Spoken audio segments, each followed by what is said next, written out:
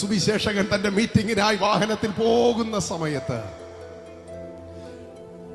പ്രാർത്ഥിച്ചുകൊണ്ട് തന്റെ മീറ്റിംഗ് സ്ഥലത്തേക്ക് ഇങ്ങനെ പോകുമ്പോൾ വഴിയരികിൽ ലഹരിക്കടിമയായി ഒരു ചെറുപ്പക്കാരൻ കിടക്കുന്നു. തന്റെ വാഹനത്തിൽ നിന്ന് ഒറ്റ നോട്ടത്തിൽ കണ്ടു ആ ചെറുപ്പക്കാരൻ മദ്യത്തിന് മയക്കുമരുന്നിനൊക്കെ അടിമപ്പെട്ട് കിടക്കുകയായിരിക്കും. അയ്യോ, ഇങ്ങനെ ചെറുപ്പക്കാരൻ നശിച്ചു പോകുന്നല്ലോ എന്ന് ചിന്തിച്ച് വാഹനം മുൻപോട്ട് പോകുമ്പോൾ ദൈവത്തിന്റെ ആത്മാവ് അദ്ദേഹത്തോട് പറഞ്ഞു, വാഹനം നിർത്ത്, നീ തിരികെ ചെന്ന് ആ ചെറുപ്പക്കാരന് നിന്റെ വാഹനത്തിൽ കയറ്റ്. ആ സുവിശേഷകൻ മുൻപോട്ട് പോയി ദൈവാത്മാവിന്റെ ശബ്ദം കേട്ട് വാഹനം നിർത്തി.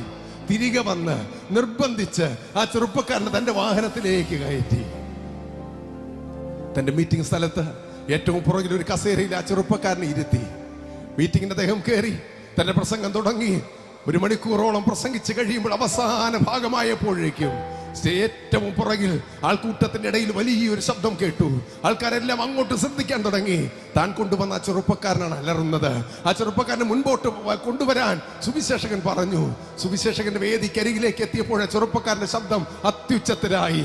അവൻ വിളിച്ചു പറഞ്ഞു, എന്റെ അമ്മ മരിച്ചുപോയി, പക്ഷെ എന്റെ അമ്മയുടെ പ്രാർത്ഥന മരിച്ചില്ല. എന്റെ അമ്മ മരിച്ചുപോയി, പക്ഷെ എന്റെ അമ്മയുടെ പ്രാർത്ഥന മരിച്ചില്ല.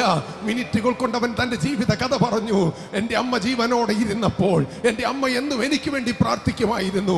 എനിക്ക് മാനസാന്തരം ഉണ്ടാകാൻ അമ്മ ആഗ്രഹിച്ചിരുന്നു.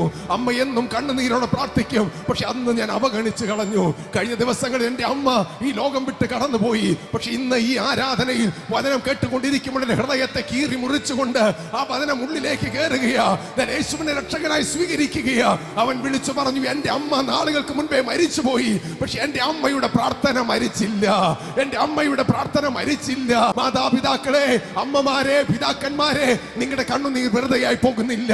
ഇന്ന് പകൽ പ്രതിഫലം തരുന്ന ദൈവം, കണ്ണുനീര് തുരുത്തിയിലാക്കി വെക്കുന്ന ദൈവത്തിന് പ്രാർത്ഥന മറന്നു പോകാൻ കഴിയില്ല.